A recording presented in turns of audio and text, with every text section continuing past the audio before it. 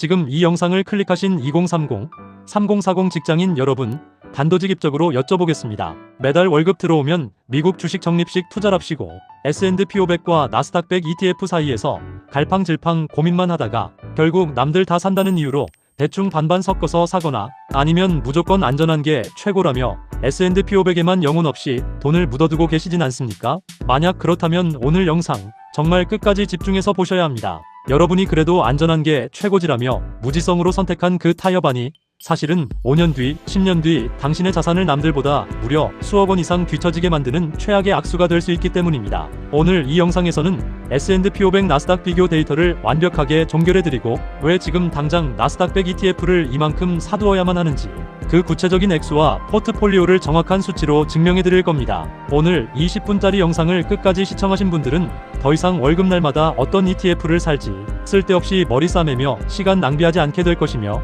연평균 수익률 18%의 압도적인 복리 마법을 내 통장에 그대로 꽂아넣는 절대 공식을 얻어가시게 될 겁니다. 반대로 지금 당장 이 영상을 끄고 기존의 무지성 투자 방식을 고집하신다면 여러분은 인플레이션 속도조차 따라잡지 못하는 지루한 자산 정체기를 겪으며 5년 뒤 강남 아파트는커녕 경기도 외곽의 전셋집조차 구하지 못해 피눈물을 흘리는 거대한 자산 격차의 희생양이 될 것입니다. 자, 10년 뒤의 계좌를 바꿀 기회 지금 시작합니다. 우리는 흔히 계란을 한 바구니에 담지 말아라는 주식시장의 격언을 절대 진리처럼 믿고 살아왔습니다. 그래서 미국을 대표하는 500개 초대형 기업에 전방위로 분산, 투자하는 S&P 500이 무조건 정답이라고 생각하죠. 자, 그런데 여기서 아주 치명적인 함정이 존재합니다. 분산 투자가 주는 안정감이라는 달콤한 마약에 취해 정작 내 자산이 폭발적으로 늘어나야 할 황금 같은 기회비용을 전부 길바닥에 버리고 있다는 사실을 왜 모릅니까? S&P 500 지수를 뜯어보면 그 안에는 우리가 사랑하는 애플, 마이크로소프트, 엔비디아 같은 초인류 혁신 기술주도 들어있지만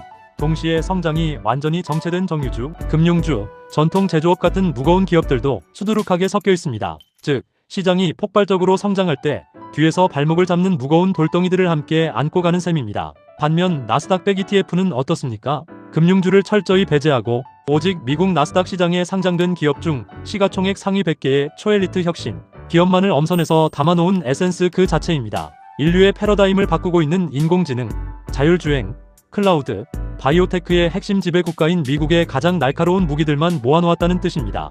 과거 데이터가 이를 여실히 증명합니다. 지난 10년이 넘는 세월 동안 S&P 500이 연평균 10% 안팎의 훌륭한 성과를 내는 동안 나스닥 100은 연평균 수익률 18%라는 해괴할 정도로 압도적인 퍼포먼스를 보여왔습니다.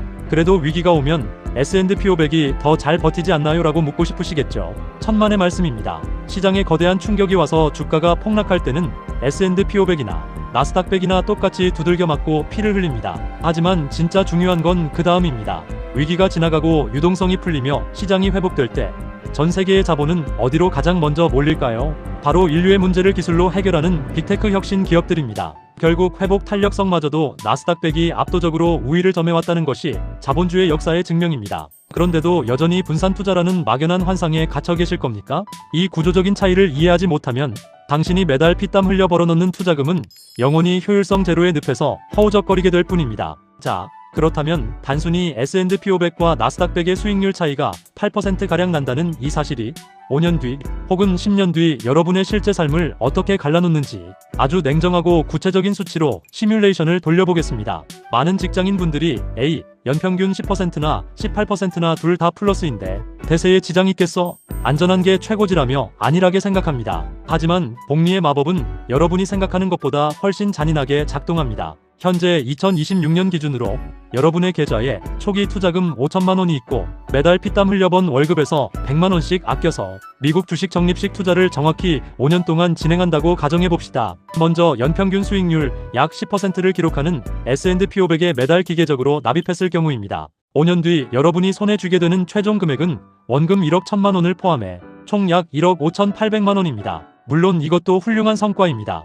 은행 예적금에 가두어둔 동료들보다는 훨씬 앞서가는 것처럼 보일 겁니다. 자, 그런데 동일한 기간, 동일한 액수인 초기 자금 5천만 원에 매달 100만 원씩을 나스닥 100 ETF에 똑같이 적립식으로 투자했다면 어떻게 되었을까요? 연평균 수익률 18%의 복리를 적용하면 5년 뒤 여러분의 계좌에 찍히는 숫자는 무려 약 2억 2,100만 원입니다. 단 5년 만에 아무런 노동도 추가하지 않고 오직 어떤 간판을 선택했느냐의 차이 하나만으로 무려 6,300만원이라는 거대한 자산 격차가 발생합니다.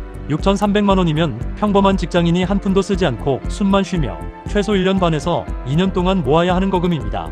옆자리 김대리는 나와 똑같이 월 100만원씩 아껴서 투자했는데 5년 뒤에 내 연봉의 2배에 달하는 보너스를 아무 데가 없이 공짜로 더 챙겨갔다는 뜻입니다. 더 소름 돋는 사실은 이 기간을 10년으로 늘렸을 때 일어납니다. 직장 생활을 하며 10년 동안 이 포지션을 유지했다고 치면 S&P 500은 총 자산 약 3억 5천만 원에 도달하는 반면 나스닥 100은 무려 약 6억 4천만 원에 도달하게 됩니다. 무려 2억 9천만 원, 약 3억 원에 가까운 자산 격차가 벌어집니다. 이 격차는 단순히 계좌의 숫자가 다른 수준을 넘어섭니다. 10년 뒤 누군가는 이 자산을 발판 삼아 서울이나 수도권 핵심지의 상급지 아파트로 갈아타며 중산층의 궤도에 안착할 때 다른 누군가는 여전히 대출 이자에 허덕이거나 변두리 전셋집을 전전해야 하는 계급의 격차를 만들어냅니다. 똑같은 기간 동안 똑같이 절약하고 똑같이 미국 주식에 투자했는데 왜 이런 비극적인 차별 대우를 받아야 합니까? 과거의 수익률이 미래를 보장하지는 않지 않느냐며 여전히 정신 승리를 하려는 분들이 계실 겁니다. 하지만 냉정하게 2026년 현재 글로벌 매크로 시장의 구조를 보십시오. 전 세계의 모든 돈과 인재, 그리고 기술 혁신은 어디로 쏠리고 있습니까? 인공지능 인프라를 독점하고 고도의 소프트웨어 생태계를 구축한 나스닥의 초대형 기술주들입니다. 이들은 인플레이션이 오면 제품과 서비스, 가격을 가장 먼저 올릴 수 있는 강력한 가격 결정력을 가지고 있습니다. 반면 S&P 500에 섞여있는 구시대의 전통 산업들은 비용 상승을 감당하지 못해 마진이 깎이고 있죠. 결국 자산의 변동성이 무섭다는 이유만으로 나스닥을 멀리하고 S&P 500 뒤에 숨는 행동은 안전한 선택이 아니라 내 미래의 불을 스스로 갉아먹는 가장 위험한 방치입니다. 시장의 일시적인 하락 주기에 겁을 먹고 대세 상승기의 압도적인 상방 잠재력을 스스로 제한해버리는 이 어리석은 행위. 언제까지 반복하실 겁니까? 5년 뒤 후회하지 않으려면 지금 당장 이 구조적인 격차를 인정하고 포트폴리오를 전면 수정해야 합니다. 자, 그렇다면 우리는 오늘부터 당장 어떻게 행동해야 할까요?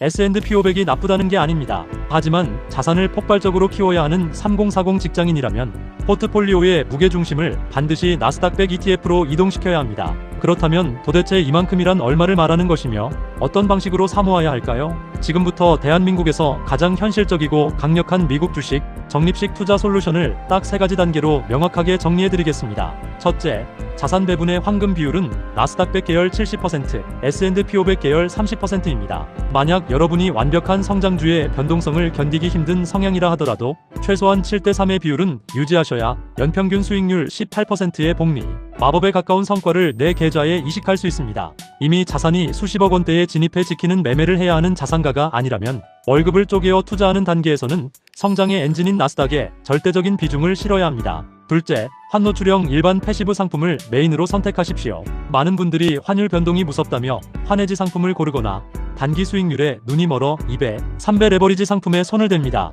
하지만 장기 적립식 투자에서 레버리지는 주가가 횡보할 때 계좌가 살살 녹아내리는 음의 복리 효과 때문에 필패합니다. 또한 장기적으로 달러는 위기 상황에서 최고의 안전자산 역할을 하기 때문에 환율 변동을 그대로 반영하는 환노출형 상품을 모아가는 것이 하락장에서 내 계좌의 하방을 방어하는 가장 영리한 방법입니다. 국내 자산운용사들이 출시한 총 보수 수수료가 가장 낮은 나스닥 100 상품을 고르시면 됩니다. 셋째, 매달 월급날 기계적 정액 적립식으로 매수하십시오. 주가가 고점일까봐 무서워서 못 사고 저점일 때는 더 떨어질까봐 못 사는 인간의 심리를 철저히 배제해야 합니다. 주가가 오르면 적은 수량의 주식을 사고 주가가 떨어지면 같은 돈으로 더 많은 수량의 주식을 담는 주식 수량 모으기 게임으로 접근하셔야 합니다. 5년 뒤 여러분의 자산을 결정하는 건 타이밍이 아니라 내가 보유한 나스닥 100 ETF의 총 주식 수량이라는 본질을 절대 잊지 마십시오.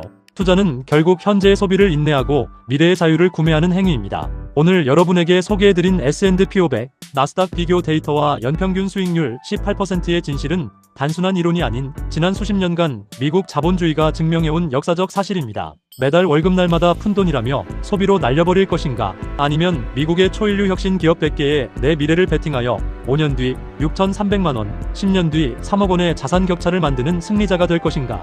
그 선택은 오롯이 오늘 이 영상을 보신 여러분의 결단에 달려 있습니다. 망설이지 말고 이번 달 월급날부터 단 10만원이라도 좋으니 나스닥 100 ETF를 계좌에 담기 시작하십시오.